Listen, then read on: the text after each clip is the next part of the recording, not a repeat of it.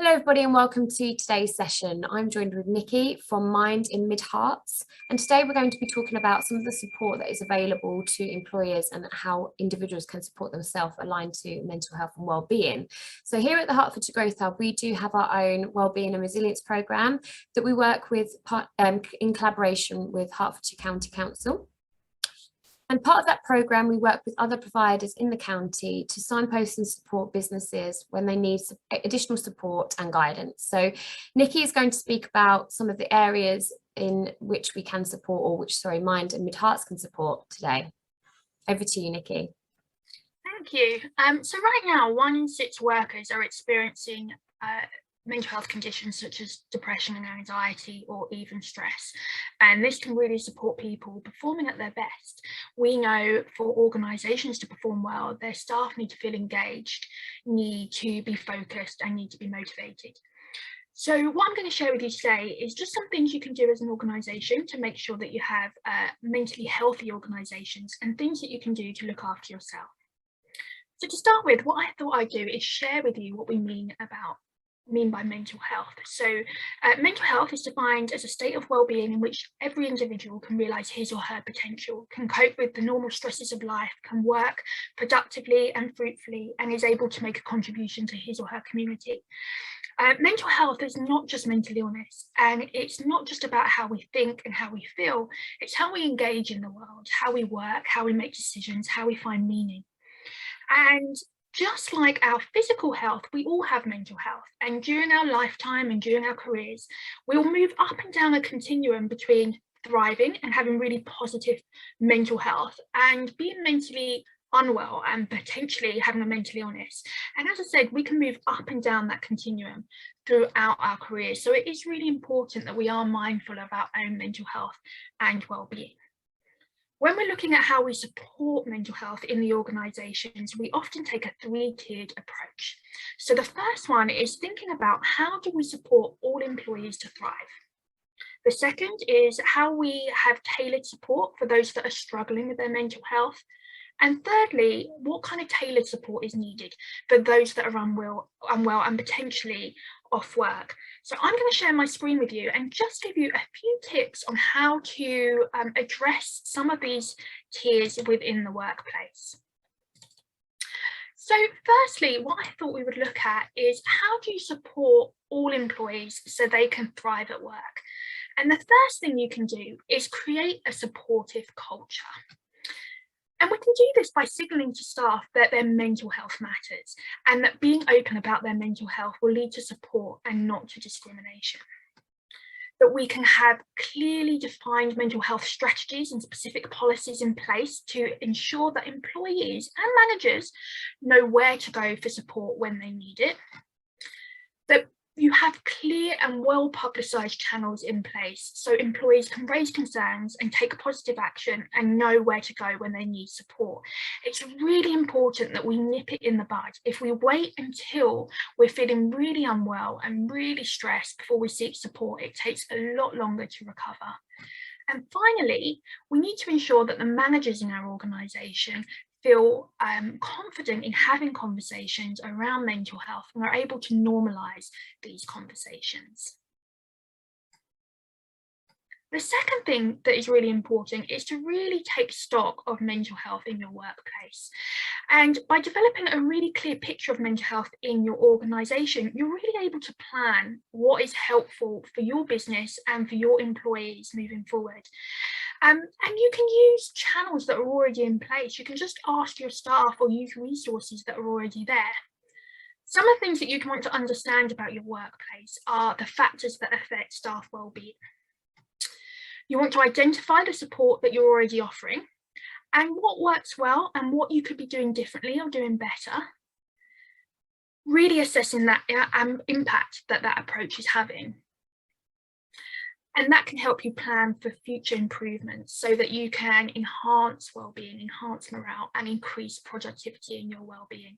And some of the key factors that you want to think about are the employee's experience, the culture, and what support you have in place for mental health. So some of the things you might want to look at is communication in the organisation, policies and procedures you have in place, work-life balance, inclusion and diversity, these kind of issues. As we know, all of these will impact on someone's mental health and well-being.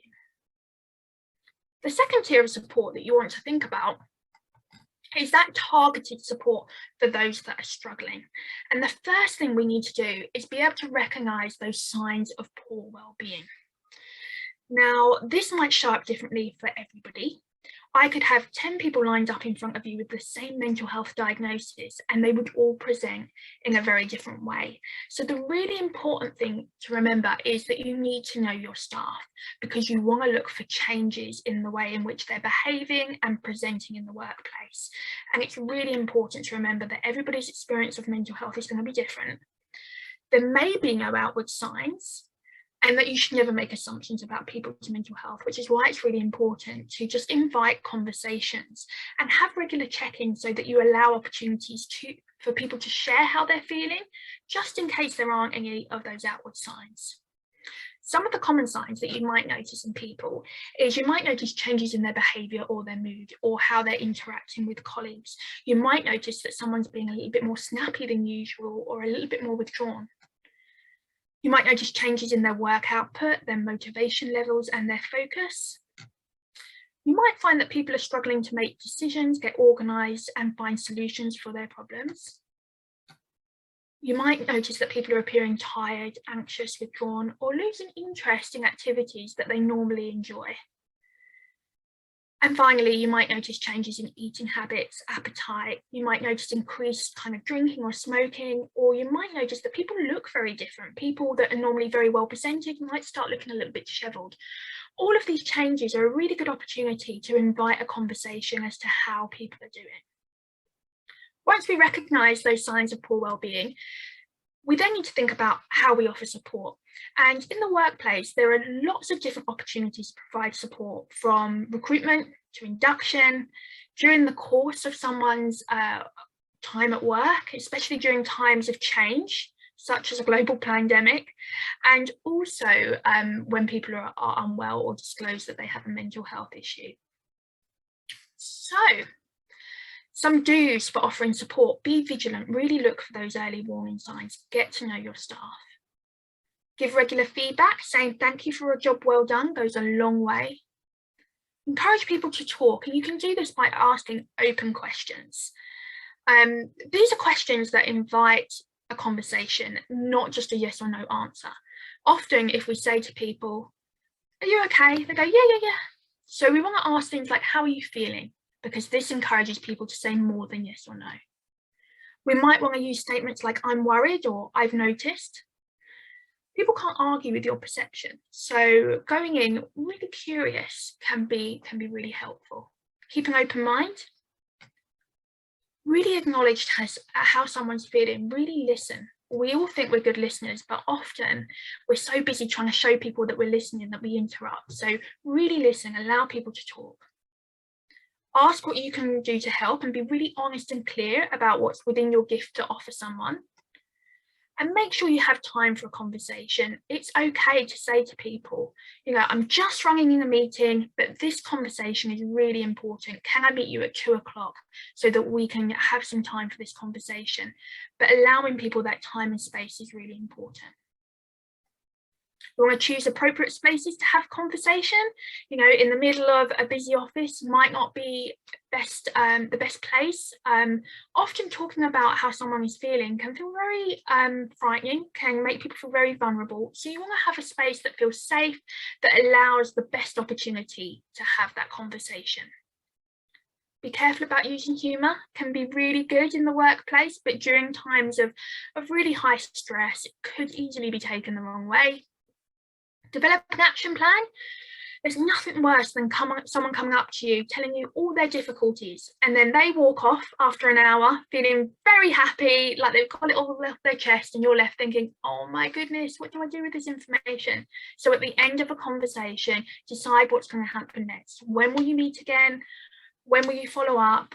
Who's doing what? and encourage people to seek help.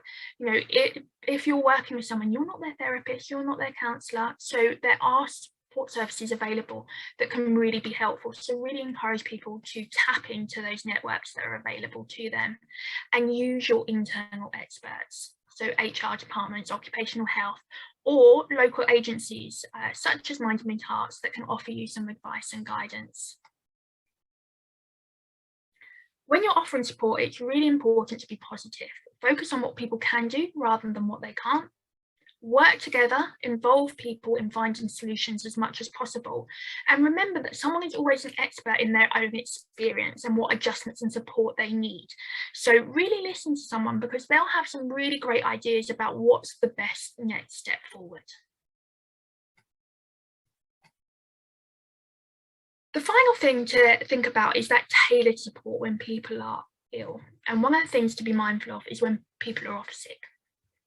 And it's really important to effectively support staff to recover and return to work as quickly as possible. And if possible, provide support so that people don't have to go off sick in the first place. Coming back to work after a time of illness can be really stressful to someone. So making a few adjustments so people can stay in work and recover is a really great idea. But if people are off ill, we want to make sure that we still support them and do that time. So we want to be proactive and get involved as soon as someone is unwell. Take a person-centered approach and really be sensitive to their individual needs, and remain positive and professional and supportive throughout that process.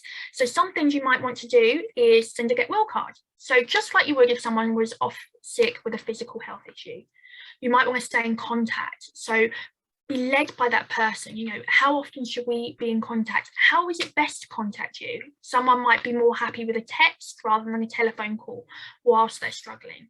And really just offer reassurance that their job will still be there when they come back, and that you will have a conversation about how to support them back into the organisation. The next thing we need to think about is how do you support people on that return to work? It can be a really stressful time for people. So you want to do an effective return to work interview, and you also want to identify other support services that might be helpful. So you might want to find a buddy in the organisation that can provide a little bit of that extra support as they're returning to work. When someone's coming back to work, you want to tell them what to expect in advance so that they aren't surprised on that first day back, and make it clear that you're going to be supportive because you want to make that return to work successful. It's nothing worse than coming back for a couple of days and then having to go off for another month. So you really want to ensure that it's going to be a successful return to work. And that interview process can really be a good time to identify any reasonable adjustments that can be put in place to help someone stay well. And we'll talk a little bit about what I mean by that in just one moment. And remember, once you're aware that something at work is causing a problem, you do have a legal responsibility to make those reasonable adjustments. So seeking that support within the organisation from other managers, from HR, is a really good thing to be doing. A reasonable adjustment is a change to remove or reduce the effect of an employee's disability so they can do their job well, or a job applicant's disability when they're applying for a job. And often what we're doing is making adjustments to the workplace, the way things are done, or to get someone help so that they can do their job effectively. So a couple of ideas might be having flexible working hours, reducing someone's hours on returning to work. You might consider moving someone's work desk so that it's a little bit quieter so they can focus whilst they're recovering their mental health. There's lots of different things that you can do, and you can be really creative with it. So really work with the person that's struggling with their mental health to find the right fit and to see what is going to be best for them. And review it over time, because it might be that they only need it for a few weeks just while they settle back in. So really review how helpful that support is. It's really important to remember that supporting mental health at work is not just the responsibility of the organisation, it's everybody's responsibility. It's an individual's responsibility to recognise their own signs of their poor mental health, and to seek support when they need it, and to engage in a lifestyle that promotes good health and well-being. So if you're an individual thinking about how to look after your mental health at work, one of the key things to be mindful of is burnout. So burnout is that time when you're feeling overwhelmed, you're feeling out of control, and you feel like you're not functioning to the level that you normally would. And some of the signs of burnout are on the screen. You might notice that you're not excited to go to work anymore, you're not sleeping well, that you're having bad dreams about work, that you're feeling angry with people at work, or you're feeling like you want to behave in ways to manage your well-being that are not helpful. So you might notice that you're drinking more when you get home from work, gambling, these kind of things. Really knowing what good well-being looks like for you and what poor well-being looks like for you is really important. Some ways that you can stay well is to make sure you take your annual leave. A lot of people don't take their annual leave until the end of the year. Really scheduling in annual leave throughout your time during the year is really important. During the last kind of year and a half, during the coronavirus, people haven't taken their leave to the same extent. So really make sure you book that time off.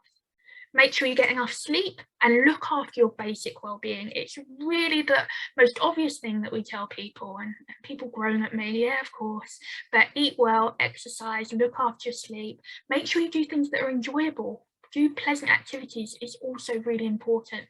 Try to finish work on time, or at least have a good balance for you, whatever that looks like. So that it's not just all work, that you have other things going on in your life as well. And also ask for help if you need it. It can really be scary to ask for help, but what we do know is a lot of people that I've worked with that have struggled with their mental health have often said, I wish I'd sought help earlier. If I knew that it was going to be helpful, I would have sought support. So really do ask for help. If you are seeking support at work, arrange to talk to your manager privately. You could do it during a regular catch-up or requesting a one-to-one meeting. Think about what you want to say in advance. It's okay to go in with some notes so that in that moment, there's not that pressure to kind of describe how you're feeling or what's going on for you. And another thing you can do is create a wellness action plan. Now, a wellness action plan is an opportunity to really think through your mental health and well-being needs and to think about what might be helpful for you. And there are numerous tools out there. So you just have to fill in the form and there's prompts to help you think that through. At Mind and Mid Herts, we have lots of resources that can support you with that. We have lots of infographics on how to support your mental health or your colleagues. We have wellbeing toolkits, such as the Thriving at Work toolkit. We have wellness action plan guides. We have monthly newsletters and also have guidance on our social media. So if you are interested in accessing any of that support, you can go and visit our website at www.mindandmidherts.org.uk to sign up to and download any of those resources, or you can contact me at training@mindandmidherts.org.uk and I'd be happy to have a conversation about how you can start your journey into creating a mentally healthy workplace.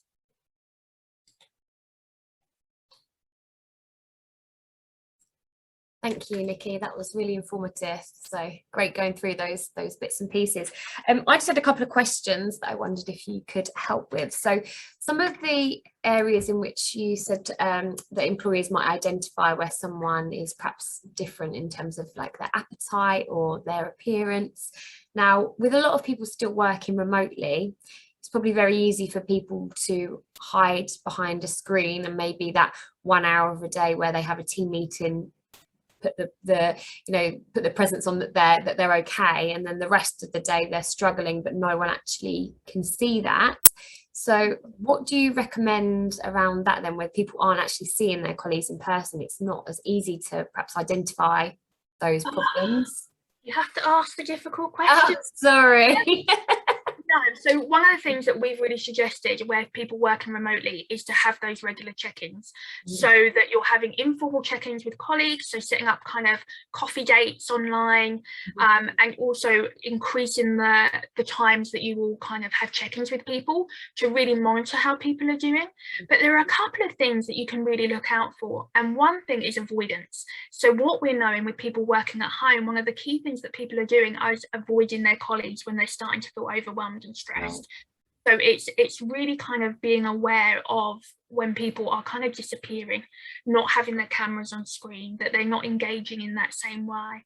And another big thing to look at is that reassurance seeking. So you can have the opposite, where people are kind of reaching out a lot via email, kind of seeking reassurance, wanting kind of that additional kind of acceptance from their manager that things are okay and they're doing a good enough job. That's another big warning sign. So we can look out for those changes, but it's just going to be in a different way. And often it's about people's kind of engagement in their work and with the organisation as a whole. Great. You answered that perfectly. It wasn't too difficult. Also, Nicky mentioned wellness action plans, and that is something here at the Growth Hub our Wellbeing and Resilience coordinators can also help with if businesses are looking for templates or advice on how to start that. So that was really helpful, Nicky. Thank you for going through all of that information, and hopefully it is of help to those that are watching as well. As Nicky said and shared her details, Mine and Mid Herts are there to support and help. We are also here at the Growth Hub to provide guidance and signposting to additional support. So please do get in contact with either the Growth Hub or Mind and Mid Herts should you require any further support or information. And thank you so much, Nicky, for joining me today. Thank you for having me and for having this really important conversation. Absolutely. Having this conversation about mental health and wellbeing is more important now than it ever has been. So yeah. Thank you. Great. Thank you very much. I'd like to thank you for joining today's session. Hopefully you have gained some further information on the support that is available around mental health and wellbeing in the county. As mentioned throughout, please do contact Hertfordshire Growth Hub or Mind and Mid Herts if you require any further support and guidance. We are there to help. I'm now going to take a few moments to talk about the Hertfordshire Growth Hub and the services that we offer and how we can support your business. So we are led and delivered on behalf of the Hertfordshire Local Enterprise Partnership, delivered by a consortium of partners, including Exemplus, the University of Hertfordshire and the Hertfordshire Chamber of Commerce. The support is free to access and is available to all businesses, including social enterprises and charities with a trading arm. All the support that you need in one place. The Hertfordshire Growth Hub is there to signpost and provide advice and essentially to take out the hard work for you in terms of finding out what support is available. Now, we appreciate it can be difficult at times. There's so many different programs and different funding options, and it's difficult to navigate exactly what your business needs, which is where we step in and where we can support.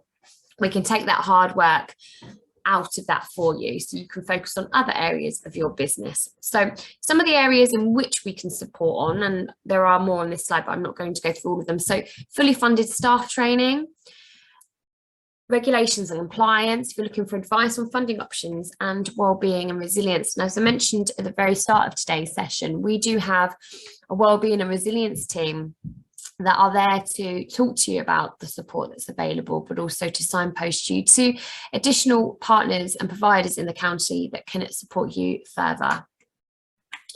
So on this slide, you can see a few of our partners, which are both public and private sector providers. And here are some of the areas in which we can offer tailored support. So we have our Get Growing 2 programme, which is one-to-one business advice and also matched funded grants. There is Peer Networks. So Peer Networks is peer support in cohorts of like-minded business owners. And lastly, we have Volunteer Business Support Scheme. This is one-to-one mentoring, so essentially that critical friend. On our website, you'll be able to access the Knowledge Bank, which is where today's video is stored, but there's around 40 other on-demand videos ready for you to watch at a time that is suitable for you. They cover a variety of different topics. There are probably about 5 or 6 on wellbeing, stress awareness, stress buckets, and the support that is available when dealing with challenging situations. There's also sessions on finance, digital, and lots more. There's also articles, blogs, and templates all there ready for you to use. We also have a county-wide events calendar, so this doesn't just have the Hertfordshire Growth Hub events on. This includes other events that are going on throughout the business community in Hertfordshire, If you are delivering an event and you would like to have a wider visibility of your event, please do take a look at the event calendar and the options of adding an event onto there. And we also have our marketplace. So our marketplace is profiles of suppliers, partners, and also funded programs. You can also create a marketplace listing if you create a supplier account within the website. But essentially, this allows you to search and interact with other providers in the county. I'd like to thank you for joining us today. As always, please go to our website, www.heartsgrowthhub.com, for further information and support. Thank you.